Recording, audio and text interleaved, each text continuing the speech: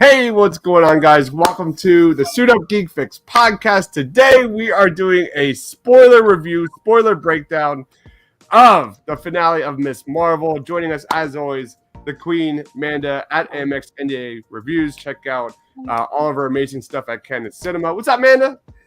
I am having a great day. Miss Marvel this morning just brightened my day, and I'm so excited to talk about this finale and everything that it means in the future. So I'm stoked. Love it. And then we've got Ryan down there at Just Ryan again. He is Bat Nips. What's up, man?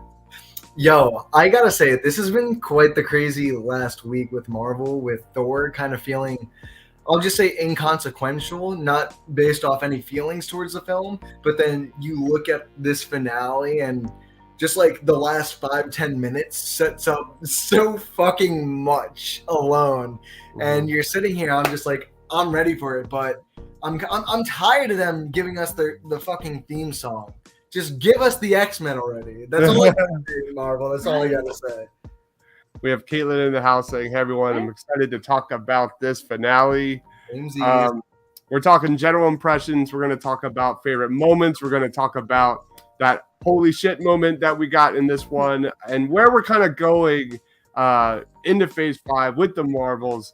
Let's start off with Manda. What's your just general impressions from the finale? So I didn't like episodes 4 or 5. I felt like they were just so disjointed from the rest of the season in the first half. And then this one, they just hit the ground running. And I felt like it was more grounded than 4 and 5. And I think that's why I liked it so much. And you just get a sense of like community banding together with Kamala. And that's what I love so much. That everyone was like, okay, she's a superhero. The whole family aspect was great too. I felt like this was more in sync with the first half, like the first 2 episodes of the series, and I just loved it. I thought it was a great finale. They stuck the landing. One of the few MCU shows that actually did stick the landing, which I'm very surprised. So I think that they set up the finale to be really strong, and this is what we got today. So yeah, I'm just really happy with it. Love it. So what about you, Bat Nips? What was your kind of just general impressions of this? So, if you guys go and watch our first 2 reviews, I think all 4 of us were super fucking ecstatic about how the show is going. And the 3rd episode, I gave a little bit of leeway to because maybe it was the mid-season. Who knows what they were trying to push forward. But 4 hit and then 5 hit, I'm like, oh my god, bro, just hit me with the fucking train in this show. Like, please. I was starting to, I felt really disappointed after last week. And I don't want to say like a lot of my hope went away for this finale, but I wasn't feeling confident that it would turn out well enough. And I think it was a really good finale. Caitlin says, I really liked the finale. They managed to tie everything together pretty well. And I think you're right, Ryan. Like I do, like as a lover of the show, it's one of my favorites, and we'll talk about where this fits compared to the rest of the MCU shows. But less villains, the better. I think we can all agree. Yeah. When the show kind of centers around Kamala and her amazing family and her friends, like that's when this show truly, I think, shines. I really enjoyed it as well, Caitlin. I thought it was an awesome finale. I think it's funny that some of these Disney Plus shows have more connectivity to the MCU than some of the other films. It's unbelievable. Like I have so many theories from the end of this show that probably we're going to hear a lot about at San Diego Comic-Con and moving forward. We're going to get into that a little bit later. But I agree, like the show was definitely dragged down by some crappy villains. I can't deny that. But there was so much charm in the rest of this project that it truly makes it great for me. And I know a lot of fans consider that the Fantastic Four is Marvel's best family, but I think the Fantastic Four has some pretty large shoes to fill because I think Kamala's family truly shined in this finale. There were some amazing moments, truly soulful moments in this finale and in other episodes that really left an impression on me. And I said many times in these reviews, like this show is just way, way, way more than a superhero movie. It's way more about Kamala becoming a superhero. Like everything up until this point, because of those moments in the first 5 episodes with her family, I thought made these big moments absolutely shine. They were truly magical. You had her mom giving her the costume and finally accepting her. You had Kamala's dad giving her the name Miss Marvel, as he proudly stares at her like running away in the sky. Those were epic, man. And this show, I think, did such a good job of just reeling me in with those like realistic, relatable tones and characters and family settings. I just adored it.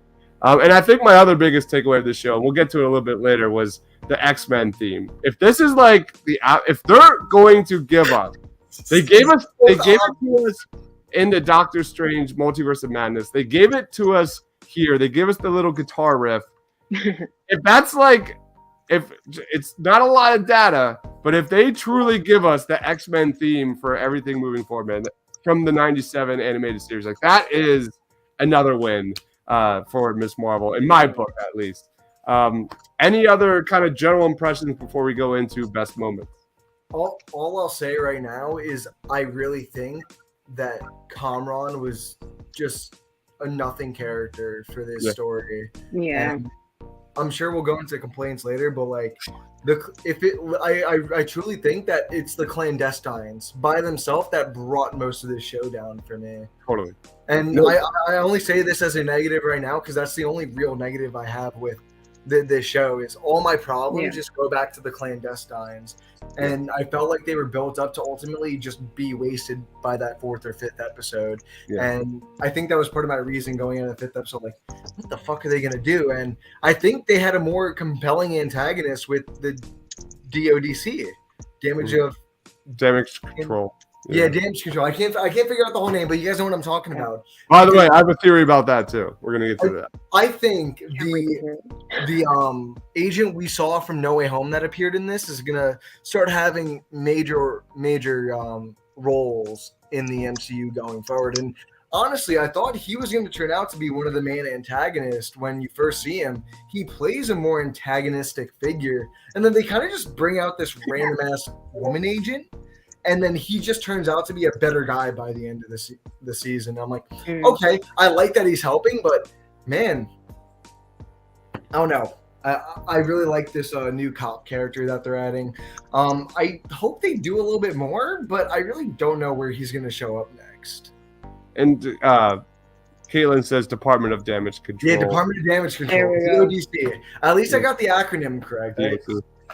I am definitely kind of getting tired of the Phase 4, like, corrupt government, type of thing. We get it. All right. Kaylin also says it's Iman, right? Is that how you say it? Iman Vellani. Yeah. Perfectly casted. I could not agree more. Yeah. Every single scene she's in this show, she looks so happy and excited and just bubbly. It's amazing. I love her. I'll say this right now. I think Iman Vellani is one of the best casted roles in the MCU in, I would say, maybe the past 4 or 5 years. Yeah. I think they truly found something special in her. Mm-hmm. And aside from the Captain Marvel post-credit scene, I think I would like to see a Ms. Marvel film. I'll say that right now. I like what you said before, Deebs. I think this family at its core is Kamala having this power and having this family. The family works, but now we got to remember that Nakia and Bruno both went off to California. So I'm really curious, like, what the family dynamic might be going forward without those two. Because I think brother just shines in this episode. I could not agree more, especially with what Caitlin said. And like, this show is so well done that I think there's an argument to be made that her family is her superpower, not the Bangle. And I think that's just so heartwarming. That concept is just so heartwarming to me. I could go on and on and on about that kind of stuff. But I will say, I'm kind of confused at why they kind of just like dropped the Bangle all of a sudden. It kind of feels like the Bangle was the interim thing to introduce them to get the mutants drop at the end and to have it a little bit more shocking. Because I don't know, I feel like they put way too much detail in that thing for it to just be a ploy like that. I don't know. All right. Shang-Chi, we'll get to it. No, we're doing it now. You already brought it up. I started it. Let's do it. We're rolling now. Let's go into the big reveal here. We'll get into the best moments a little bit. Well, this is arguably one of the better moments This of is the the best finale. moment. Yeah. Go ahead. Let's get into the big reveal that Take it. Kamala Khan is the MCU's first reveal that she's the first mutant here. We had a amazing moment between Bruno and Kamala where Bruno reveals that she has a mutation in her gene. I'm going to throw it to you, Ryan, because I have a lot to say about this. I thought it was crazy when they said mutants, and then the 92 stinger comes in, and bro, I literally just screamed, no fucking way that they literally just threw the 92 cartoon theme song into Miss Marvel of all things. Like, the last spot I would imagine that audio I'd hear come from, especially just after hearing it in Multiverse of Madness. And so, I don't know. I think it's great, but I hope they don't keep doing this because they've already kind of overdone it at this point. No way. No way. They're gonna keep hearing way. I'm telling you, San Diego Comic-Con, they're gonna riff that when they announce it. Oh, I don't know why my we just lost Ryan's camera. I died or something like that. Okay, that was really weird. It just like randomly disconnected my camera, but fuck the technology, I guess. But yeah, I don't know. I'm excited because it finally means that now they're moving forward into the X-Men territory. Because I think, I don't want to say complaint, but something everyone's had on their mind for the past few years, or at least since it's been announced, that they're bringing the X-Men into the MCU in 2019. I mean, by the point we start getting X-Men stuff, like first reveals, like I'm sure they might just reveal a director or something, or something that San Diego or D23, because between that and Fantastic Four, I really don't think we're far on casting and knowing who's gonna be. Like, the X-Men is so big, like there's so many possibilities with this that that's why I love it so much. Yeah. That was my response when you messaged us in the chat in the morning about, you know, what could possibly happen at San Diego Comic-Con. It is the mutants. We're going to get full-on mutants when it goes down. I have no doubt. And it's going to take over everything. It's going to be just a huge event. Kaylin says, I had to also think about Monica.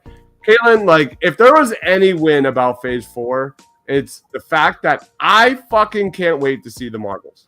Like, I had, you know, like, now we've got Monica, we've got Kamala. I don't care anything about Captain Marvel or Carol Danvers. I can't wait to see Kamala on the big They screen. realized that once they called it the Marvels.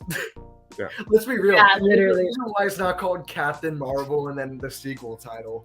Yeah. Because I think I hate to be rude like this, but I just think that after that first movie, they're not confident in the name Captain Marvel selling solely, even though it made a shit ton of money. And I said this to Amanda earlier. Captain Marvel's had more appearances as fucking cameos than and they're not even good cameos. They're not even good like cameos, to be honest, except for this one. This is probably the best.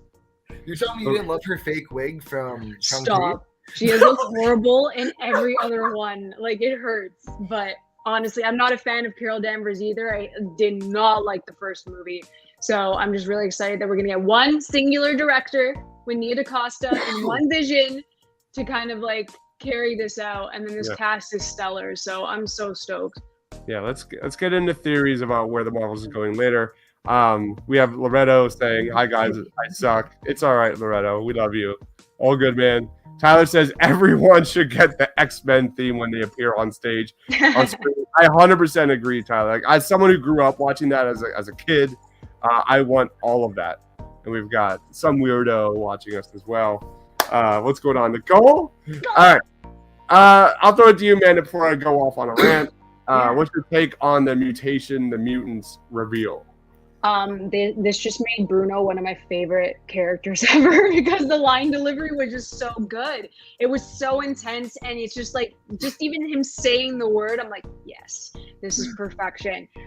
So I love him. And the only thing with this is that we're not going to get the mutants within the next like 2-3 years. You know what I mean? Like, it's so like far into the future, and like these drops are great and they get us excited, but like we need like more confirmation. We need something concrete, and I know that we may get an STC. We don't know, but it's just like gonna argue you on this one. Okay, I'm totally okay. gonna argue you on this. Okay, one. go ahead. You just triggered me a little bit with that comment. I'm sorry. Because, no, I absolutely agree with what you just said. With how it's primarily been the movies that have done this, where their post-credit scenes just tease things that we're not going to find out about for another 5 fucking years. I mean, we're not even going to find out about Adam Warlock that got teased in 2017 before the MCU even grew to as big as it is.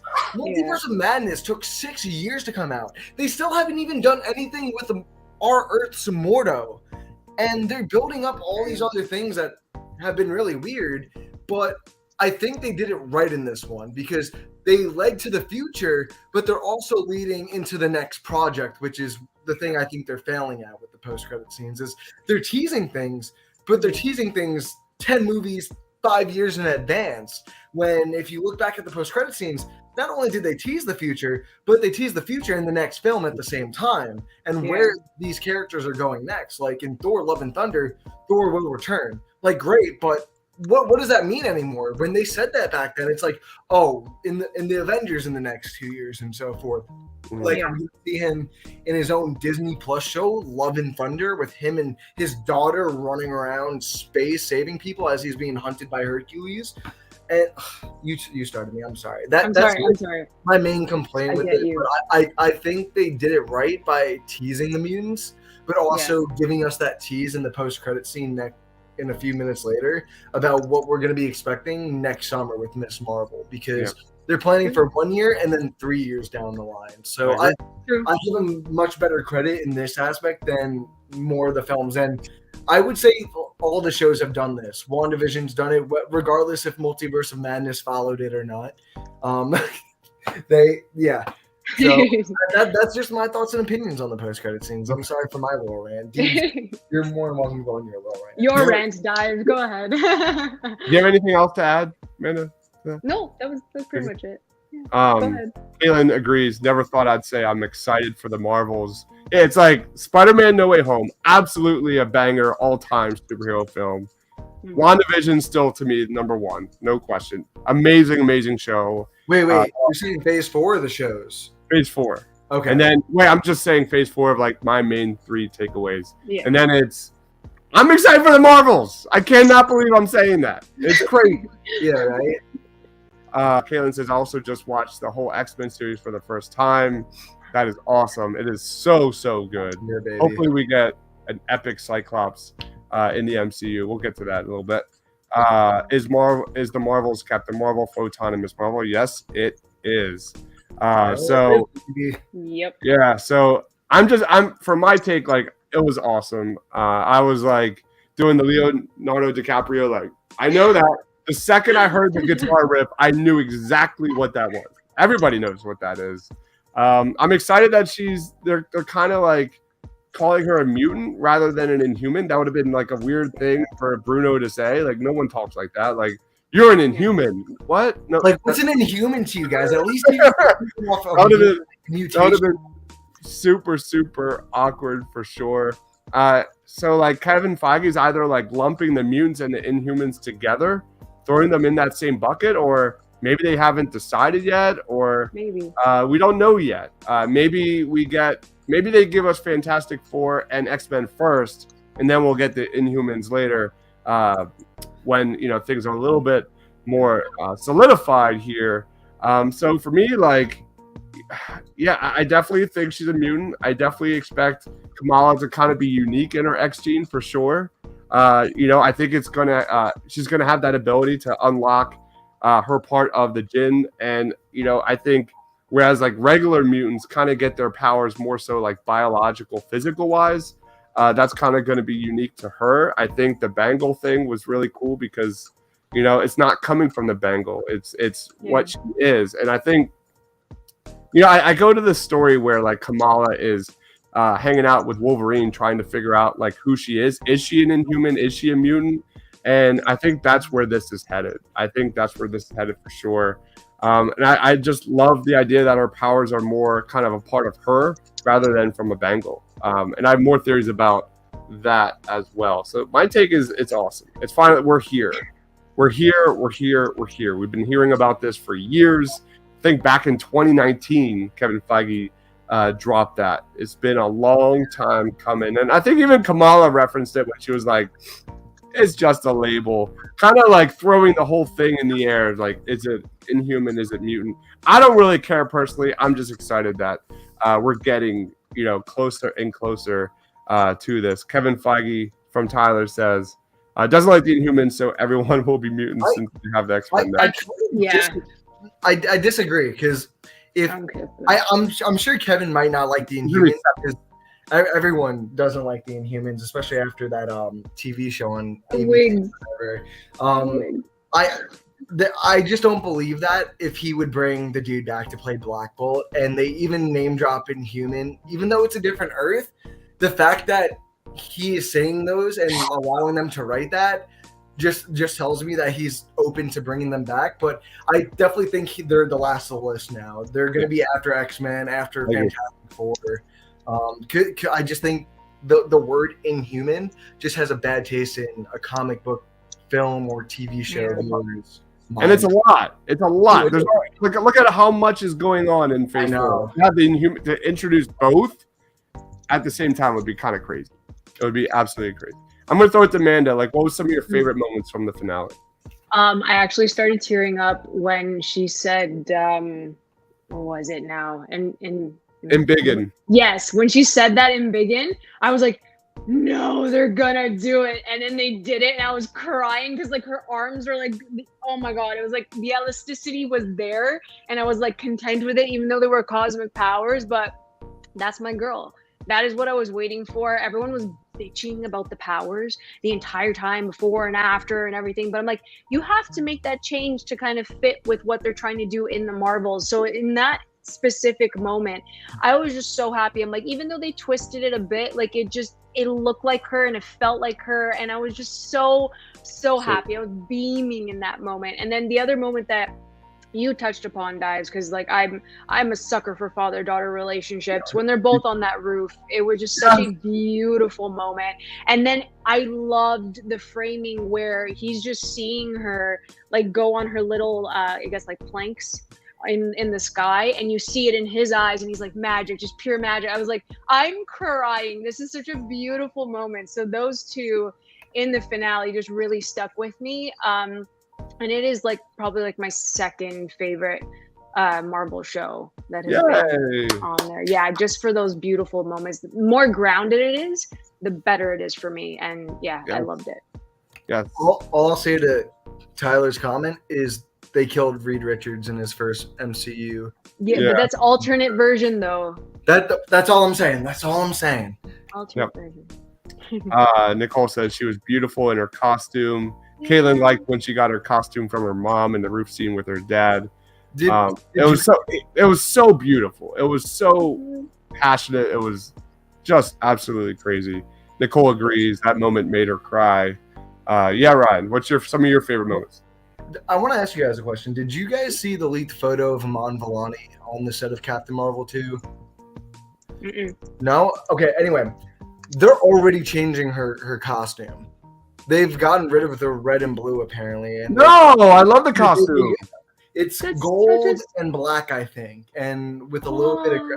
I don't like the look. That's a disservice. This is such a beautiful moment. Like, if I can find it again, I'll show you guys. Because when I saw it, the same exact design the suit has, a different color. I don't like that. I don't like that at all. Dude, the red and blue works so well on her. No, right? That's not okay. Like, it's so symbolic because I feel bad. Like, it's just Kamala, so the entire amazingness about her character is her family, and her family being part of who she is as a superhero. And Kamala, I hate that decision. I don't like it. I don't like it, Ryan. Find that photo because I'm literally clipping. I'm gonna clip this for tomorrow. No. We have Leo in the house from Geekly Goods. Go! Please be sure to go subscribe to Geekly Goods. He says best finale of all the MCU shows. I don't know about that. That's kind of, we'll talk about that in a little bit. It's right there though. Holy shit! I'm sorry, this just blew my mind. I knew the fucking Bruno actor from somewhere. What? The kid was on The Walking Dead, and he was one of the kids that got his head spiked in one season. And I just sorry, that just blew my mind because now I'm gonna send you this photo. It's Caitlin so fun. says no, I don't do leaks or trailers. You're smart. You're a smart one, Caitlin. I mean, sure. I wish I could be the same, but sometimes they just like appear on my feed. Like I feel like I can't just stop it anymore. Tyler says they have to change costumes each time to sell toys. I mean, they do. I mean, literally, like the moment of her mom giving do her it that way. costume, so great. It was so great, and like that was like a huge kind of subplot of this series was the mom and Kamala finally like opening up about her being a superhero and her mom accepting it. It was a beautiful moment. That would definitely not be okay. But Ryan, what's some of your favorite moments? Honestly, it's the father scene and him giving her the name Miss Marvel and the explanation. Because going back to the first 5 episodes, I think I was just curious about like how her origin was going to come together between the outfit and her name. I'm trying to remember, was it the grandmother that gave her the glasses too, or the eyepiece? That was Bruno. Bruno gave it to her. Yeah. So I like how they brought each pivotal character in her life, giving her an aspect of the costume, because the grandmother gave her the scarf. That's what it was. Yeah. So they all gave. I just love it so much. I think they put a lot of thought and detail into how her origin actually matters to just more than just her powers and the bangle, bringing them out within her and unlocking them. It's each individual piece of her costume is like, this is the best way I can like give you an idea, is it's like a Megazord, bro. Every piece of her is working in interaction based off the character that gave it to her. And I love that so much. And I think that's why I'm kind of upset that they're switching it so fast already. That I don't want to say it takes a lot of that away, but I think it takes a lot of the highlight from the season away when you go into Captain Marvel 2. Because you'll always have that moment and that origin within the show. But I feel like once you go into the sequel and you see it, I'm like, okay, so she just got like a fucking Chitauri upgrade or whatever. Cool. That's awesome. Yeah. Geekly Goods says there could be a good reason for it. Maybe they got it. The mom made a new costume. For me, Leo, it was definitely a swap. Yeah, I'm with you there. I think it's a swap. No question, it was a swap. We'll get into predictions a little bit because I have a lot. I do have a lot. Real quick, my favorite moments here are absolutely the scene when the community kind of surrounds her and protects her from the Department of Damage Control. That was a really cool moment. Like that was the moment where, like, as powerful as she is, as like amazing as Kamala is, like her superpower is her community. And I think that's just an amazing kind of finale moment for me. Like considering everything they built up this series with her extended family, her immediate family, all that kind of stuff. It worked. It really, really worked. I was like just humble from that moment. I thought the scene at the very end was really well done. It was a scene where she's overlooking the bright lights of New York. And that was just like such a strong parallel when you consider like the first shot of the first episode was her looking at Manhattan in the backseat of her parents' car, like completely oblivious to her destiny. You see her like with her like look, it was like a determined kind of like look, you know, she's looking at New York in her costume, like she's got ambition. You could see like her dreams, her optimism was all on center stage. And I love that moment for her. It was almost like a borderline like Luke Skywalker, twin son moment, where she's like at the starting point of her story. And I just love that kind of symbolism. I thought that was a really, really cool scene. But yeah, I definitely think the dad moment was absolutely perfect. Just goosebumps. Just absolute goosebumps. We got a lot of comments today. Keep them coming. Bad Dog Review says, I'm late. Hey, guys, thanks for coming on. Geekly Good says, I think Morph. Let's go into quick grades before we go into predictions because that's going to be the bulk of this show. Caitlin says, The moment gave me Spidey vibes, 100%. 100% Sam Raimi train scene vibes. That was all together, baby. But it wasn't cheesy. It wasn't cringy. I thought they really did it well. Yeah. I like the Crystal Igloo, Kamal and Cameron Cool. talk things through. Bad Dog Reviews love the finale. Really didn't disappoint since I was a little skeptical considering last week's episode. Amanda, how would you grade the finale? This stuck the landing. It really did. It tied up loose ends. It looked to the future, and you got some, final character, not development. Oh my God, you have Kamala in her full form, and I think she's a well-rounded character, and it wasn't rushed. I think like they did everything, well in each episode to kind of build her up. And I love that they introduced the Bangle and then brought in her heritage while still addressing that she has these cosmic powers. So I felt that there was a very strong blend, and it paid off in the finale. I really loved them. Yes, don't forget to like and subscribe. Thanks, guys, for coming by tonight. But yeah, I would give this like a 9 out of 10. It really just stuck the landing for me. Yeah. Post-credit scene wasn't cheesy. It worked. And Bruno, thank you for dropping that little word because it was perfect. So that line delivery just meant everything. So yeah 9 out of 10. What about you, Rod? No, I'm agreed. 9 out of 10. And I think most of this finale is great. I think I mentioned my one problem with it earlier, and that's Conron. I felt like throughout the entire episode, they were just juggling back and forth whether they wanted him to be a bad guy or be a good guy. And I'm like, are you guys ever going to make him turn on Kamala? I'm like, he's got the same powers, it seems. They never really go into his powers. Obviously, they wanted to lead that somewhere as well. But honestly, I really don't give a shit about Kamran, especially if he's not going to be with Kamala, of all people, and he's not going to be with anyone other than the ninja from the Red Daggers, who we only saw in an episode and a quarter pretty much at this point. So, well, I just like, bro, come on, Bruno, just give him up. Who cares about him? Like, you guys can stop this right now and just give him up. There's some Spider-Man in Kamala's character, right? Like she refuses. That's part of her charm is she's kind of that there's a lot of parallels between Spider-Man and Kamala Khan's character. Like she's not going to just give him in, or she's family. Cameron is like, she wants to save everyone, and that's her with power comes responsibility. That Kamala kind of shares a little bit of that.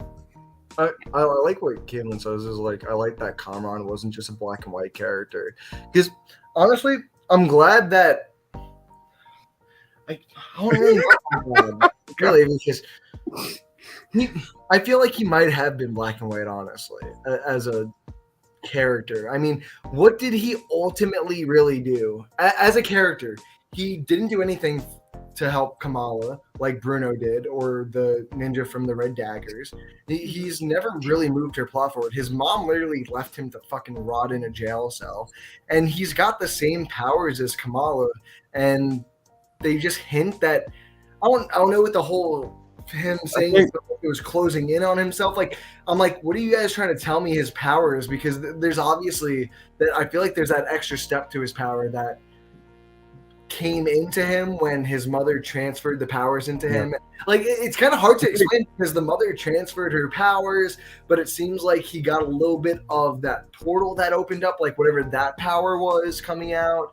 So a lot of questions in that aspect, but ultimately there's nothing emotionally connecting me to him or really making me care about where he goes next, because they introduce him in episode 2, 3, and then they drop him for 2 episodes because, oh, look, we're going to introduce his mom, who's going to be not even a secondary villain. She's going to come in for an episode and a half and then die later because she stabs a bracelet.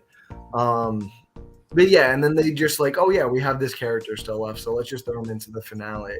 Because Leo says, thanks to Marvel against Encanto's wishes, everyone is talking about Bruno now is the best comment so far. That's my boy, okay? I love him. So I think where I will kind of play devil's advocate with the Cameron character in this show, is that you look at the beginning of the show, you look at where it ended. Kamala was definitely kind of like searching for her own purpose, for her own identity, and I think she, at the finale, she kind of found who she is. She was accepted by her parents. She was accepted by her family. They were proud of her, and and kind of comparison wise, Cameron was kind of lost as well. Like, he didn't know what his purpose was. He was lost in time, all that kind of stuff. Now that he lost his mom, he's even more lost. And I found Kamala choosing love and compassion and trying to protect him to be that much more impactful for me. Does that make any sense? No, like I said, I think this is one of those things where it just comes down to what is our appetite when it comes to the story. Because I would have much rather just see Bruno for the entire season than have Cameron come in at all. But I do want to touch on what Nicole is asking about the color difference, because I want to give you a 50-50 answer right now, because it could be one of two things. It could be her power difference, or they do a lot with color changes and power to help indicate who's who. And that's why, like, when you see in Harry Potter Part 2, Deathly Hallows Part 2, Voldemort's just got this bright red beam, like it's like a lightsaber or something.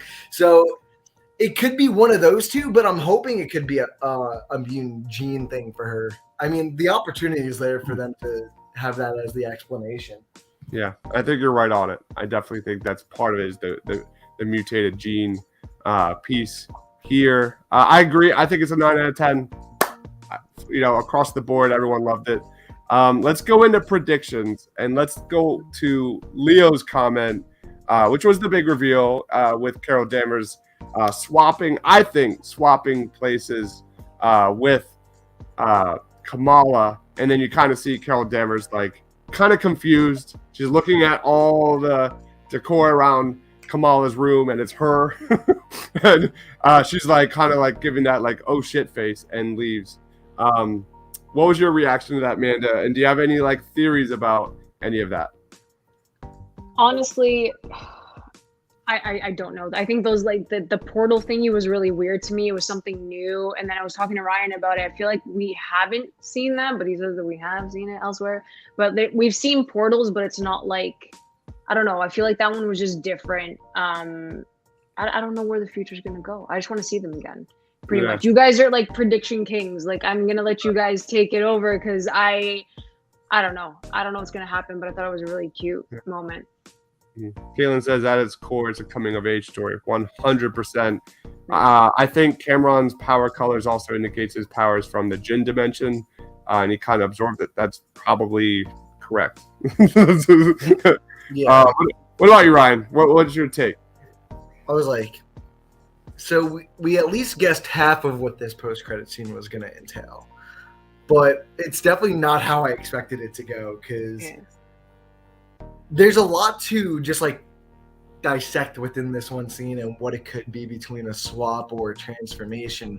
Is she starts feeling weird, Kamala gets up. Next thing you know, when she portals or gets zapped into that ball thing, she's also pushed back. So there's some sort of force to it. It's not as easy as popping in and out. So that's what I'm really trying to figure out what this is. And I think that's where we can find the answer, because the way I think Carol was looking at the photos was like, wow, why are there so many fucking posters of me all over the place?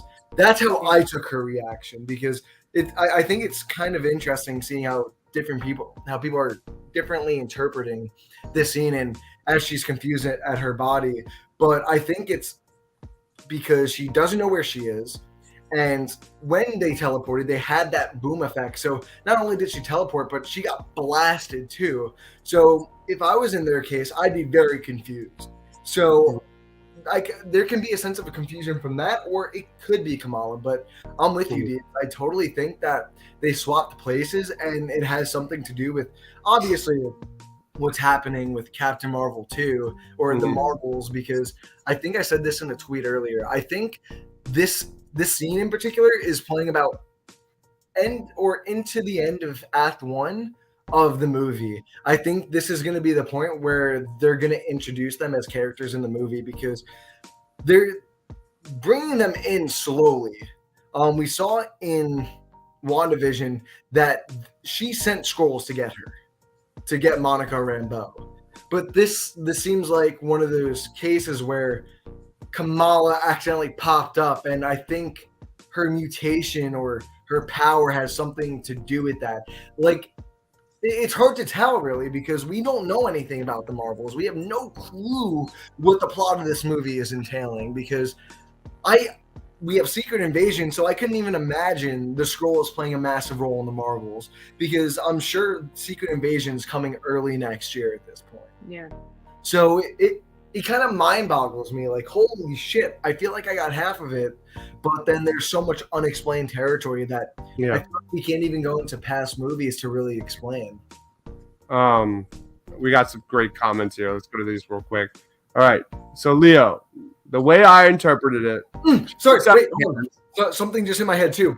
Also, when you're looking at the way she's reacting, look at her powers, too, on her fingers. It doesn't look like Kamala's. Okay. So that's all I'll say too. Sorry. Leo says as she looks at her hands, then all of the Captain Marvel posts, she realizes she changed it to Carl. Oh no. And it also happens early on in a Miss Marvel run in the comics. Yeah, that's interesting.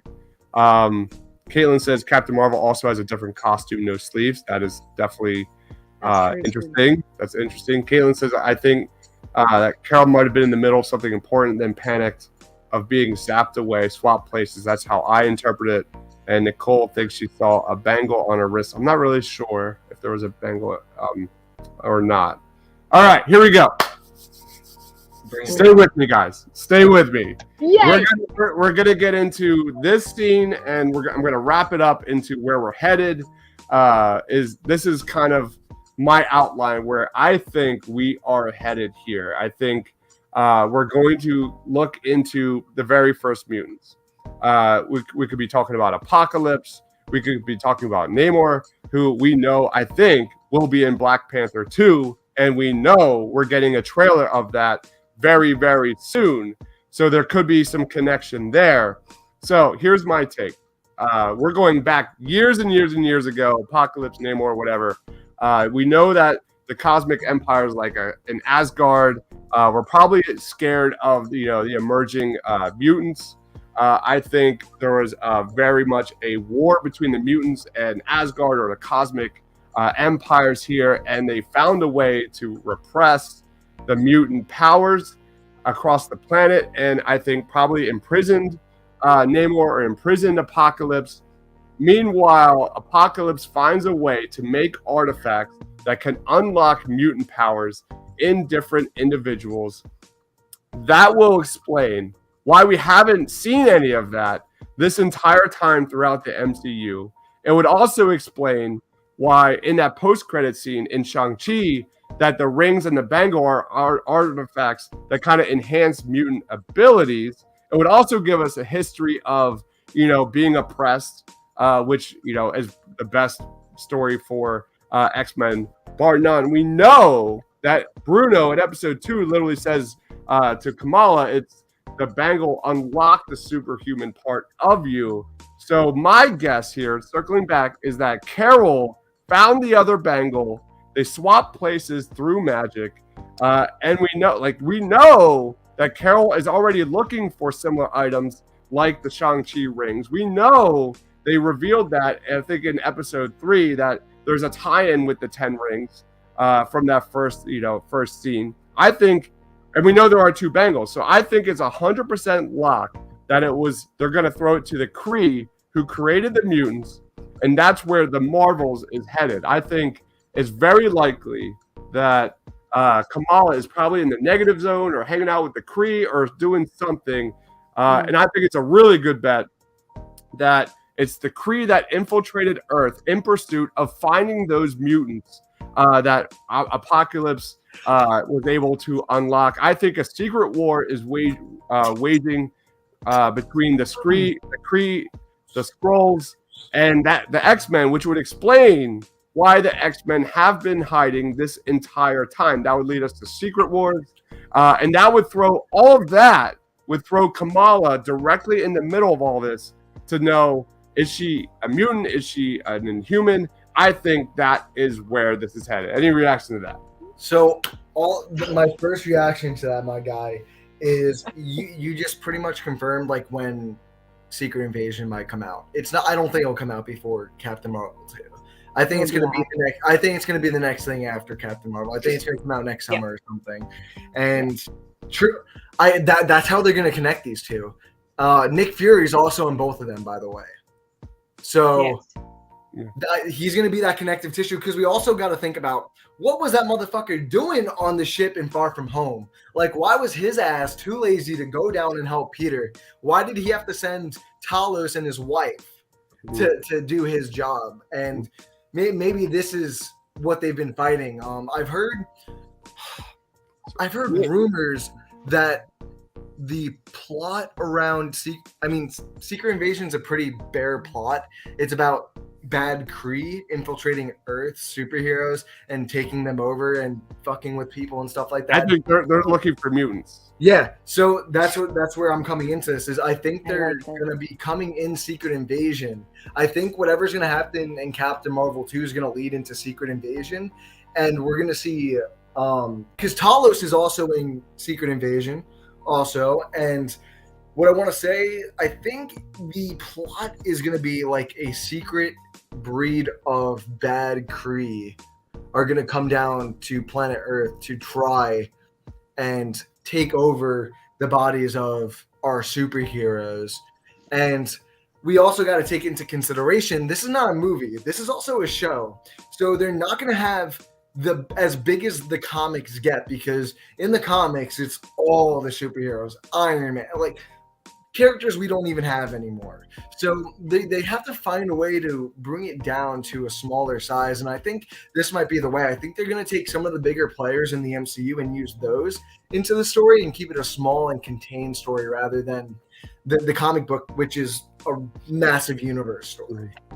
I definitely think the Department of Damage Control is definitely going to be something we see more and more of. And I would not be shocked at all to see that they're the ones that implement the Sentinel program, and probably using Tony Stark technology. And probably we'll learn that Bolivar Trask is part of that as introduced at some point. Shut the fuck up, dude.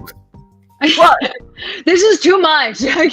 Oh my god! It's Come on, so guys! Detailed. I love it. It's so detailed, but I'm like, damn, this is gonna be like a decade's worth of content. Honestly, like that's insane. It's happening. It's happening. All right. But like, so I'm just curious now for San Diego Comic-Con, because that Kevin Feige has already said it's going to be much more clear after that where this entire phase of new content is going. And Deebs, I swear to God, every single episode between the finales and the movies, we've came up with so many different plot lines that I just can't even imagine how they're gonna connect them all, bro. Because at this point, I don't even care. Like, I don't care. I want that. I want more mutants. Like, it just focuses on the mutants.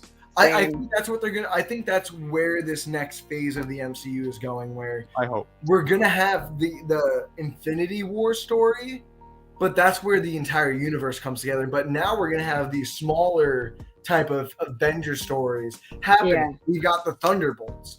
We've got Secret Invasion. We've got the Young Avengers, and that's probably going to be the Avengers of this new decade of Marvel. Yeah, by the time they grow up. Yeah, I don't know. I'm really curious. I can't wait to see him on. Yeah. Just so excited for him. The rest of these fucking characters.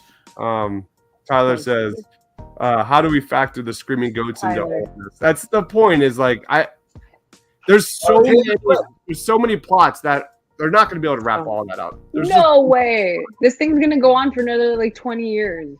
Kaylin says the Bengal is probably Kree as well as Tenerife. That's kind of what I was referring to. Like that's all that artifacts and technology that was probably created long time ago by Apocalypse or Namor or something. And that's kind of why it's not. No one knows what it is. Are there like any new projects coming up that we can think of that might have a type of artifact that the person uses at all, because Oh. honestly, other than Shang-Chi, they make it pretty obvious, but with Miss Marvel, they made it pretty obvious too. But the thing that I can think of right now is leading to another artifact, because the artifacts have been with the major players so far too. They've not been with the minor characters. So I it feel would have like been in Moon Knight, to be honest. There would have been a connection in Moon Knight, no? Yeah. no. It's artifacts in Moon Knight. Maybe. I don't think so. I don't know why they would when they come out saying that they're making this as least connected to the MCU as possible. No, I'm saying it's the only one that has an Well, they artifact that's don't even not mention attached. any Avenger or any of the Avengers. That's what I'm saying. I It's the think- only one that hasn't. Yeah. That's what I'm saying. I just feel like that'd feel odd to just have an artifact for the next project randomly. And I'm sure they didn't even think that this would be the next project when they were developing all these. Yeah. So, like, the sword, yeah, but the sword at the end of Eternal. See, that's the thing. I feel like they're gonna pay that off in Blade, but I don't think it's gonna be an artifact, because the ebony sword is what makes him into Black Knight. And Yeah. from what I know on the character, is Black Knight is he is an anti-hero, but he leans more on the darker Oh my god. villain Yeah. side. Like Caitlin, that was like the first thing that like I literally just thought that. I don't know if that's so funny. Like, what if it's one of the swords, that black sword, that Jon Snow picks up? I mean, shit, that's it might be. something that unlocks But that mutant abilities. We don't know. okay, so this might be a little bit of an over-explanation, but do you think for a first appearance of one of these, second appearance of one of these things, do you think they'd really make it into a post-credit scene? They could. To be And honest. Black Knight I don't think he's going to be a main role, like Avenger type character. No. And they've set it up with the two massive Avengers going forward between Shang-Chi and Kamala. So I'm not in disagreement with that, because I can totally see that. But just seeing the way that Marvel has kind of done their trickery in the past, I feel like that they can get away with just saying that it's the Ebenezer sword and it gives him his powers, But I would be curious if it is, because I think I was gonna call him Jon Snow. That's really bad. That's really bad. I was just gonna. It's call gonna him stick. Snow. It's so bad. I've never watched the show, and I'm gonna fucking call him Jon Snow. But Jon Snow, I think they got a really good guy or actor to play Black Knight. It's good. You say what you want, but no one listens to you. Caitlin says, "Do we want new mutants? Right. I don't want the." So I'm in the minority here. I want new Fantastic Four characters, and I want new OG, like not the I don't want like John Krasinski. Like I want new. I'm not on that boat. And same for the X-Men. Like I want new Cyclops. I want new Charles Xavier. I want all of it new. There's so much. Like let that die. Like that. My heart breaks though, because James McAvoy and Michael Fassbender were phenomenal, So and good. like we're never gonna get that back. But And like you that's said, fine. I know Like, I'm excited for new there's- people for sure. There's just Like, another reason to Yeah. see another version of those. Like yeah, I don't know. And also the MCU, you can just bring anyone back. So why just recast the old when you can bring them back at the whim of your hand? I know. Caitlin says the arm on when they found the bangle in the tomb was blue with the 10 ring symbol on the ground. Absolutely. There's definitely going to be a tie-in there. So let's just we'll wrap it up. I'll throw it to you, Ryan. Like, what's your overall grade of the series, and where does you kind of lie when it comes to Disney Plus MCU shows? So I think this show is defined in two parts: episode 1, 2, and 6, and 3, 4, and 5. And I think they're telling two different stories for this character and not truly deciding on which one to go through. I think the 1, 2, and 6 episodes are so fucking strong, and the character work in between 3 and 4 is super strong, that this show has been one of the better ones. I think I ranked it at number 4 overall on the shows. I think I got WandaVision at number 1, Hawkeye at number 2, Loki at number 3, and then I got Miss Marvel at number 4. But I only feel that way because I feel like at least with those top 3, they've had a consistency throughout their entire season. Regardless if it's a great consistency, a medium consistency, or bad consistency, I think it's always better that they can tonally and just keep the show the same throughout the season. And I think that's been the biggest struggle for some of these Marvel shows. Falcon and the Winter Soldier in particular. I don't really want to say What If. I know What If is kind of connected. It is connected with Multiverse of Madness, but I really just don't know if we can really consider that it's a MCU show. I mean, I guess it is an MCU show, but fuck me, am I right? Yeah, I don't know. I'm not feeling like I'm tired of all this, because I feel like that's been the biggest conversation going on now is what are we watching? It kind of just feels like rinse and repeat with these 6 episodes. None of these seasons so far since WandaVision have done much different. They all kind of have the same pattern where the first episode's strong, the second episode's either strong or not, and then the whole middle of the season, everyone's just like, how is this going to end? They can't possibly end this correctly. And then the finale is just like the same as the second episode. It's either really good or it sucks. And I feel like criticism for like these shows has gone really weird in that aspect. And I think that's why I really like talking about it at the same time, is so we can sit here and realize that these 6 episodes aren't working. They might work for some shows, but they're not working for all the shows. And I think that's been sort of my defense for She-Hulk. She-Hulk's 10 episodes. Say what you guys want about the fucking CGI on She-Hulk, but the CGI for Kamala's powers in this show were not fucking fantastic. I liked it. Mile. I liked it too. No, that's what I said. I said fantastic. I found them enjoyable. They were cool, but they were great. I think it worked for the tone of the show. Yes. I don't disagree. Yes, I think that's what I'm getting at. I think they made it work between the tone of the show and the great character work with the family and Kamala. Yeah. Just totally, like, have you heard, like, I'm usually a stickler for CG, but have you really seen me talk about the CG in the show at all this season?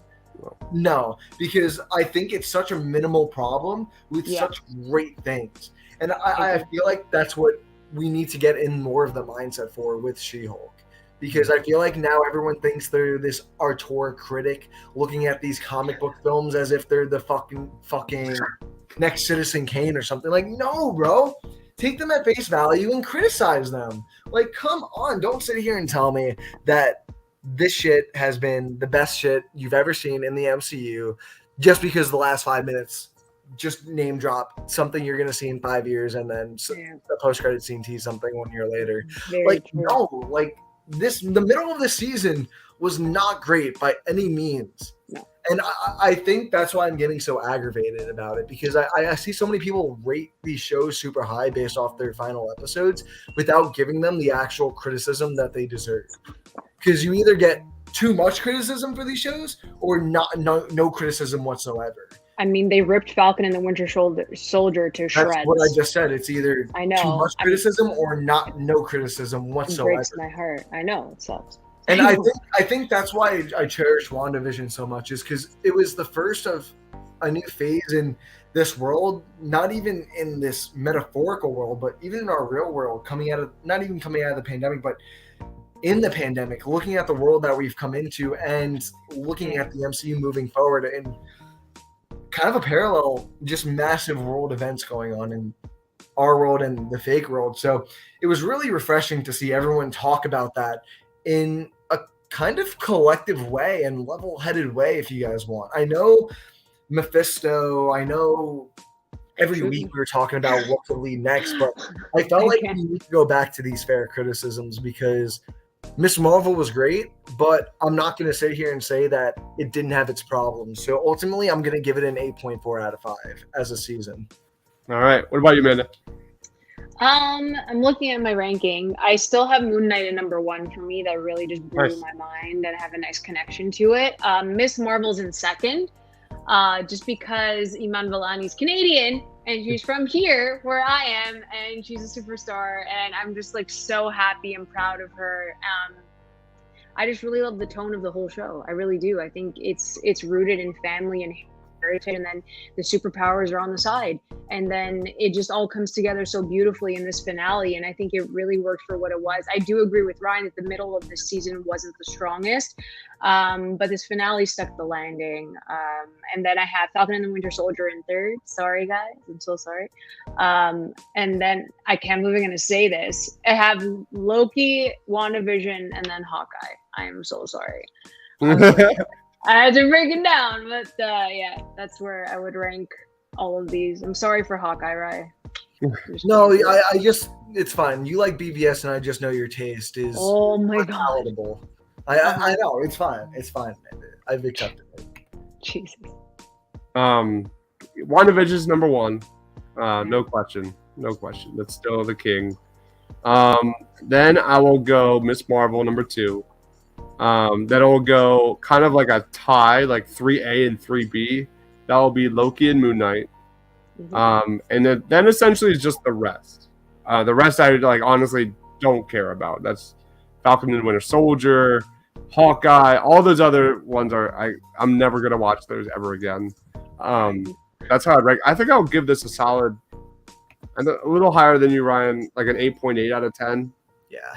I can't deny the weaknesses. But I will say, like, this is I like to think back to like my reaction at the end of Loki, at the end of Moon Knight, at the end of WandaVision, at the end of Miss Marvel. Like, I'm really high on it. I'm really excited. I truly am excited. Like, at the end of Moon Knight, it wasn't that exciting. It was super exciting with Loki when we were raving about the multiverse and stuff like that.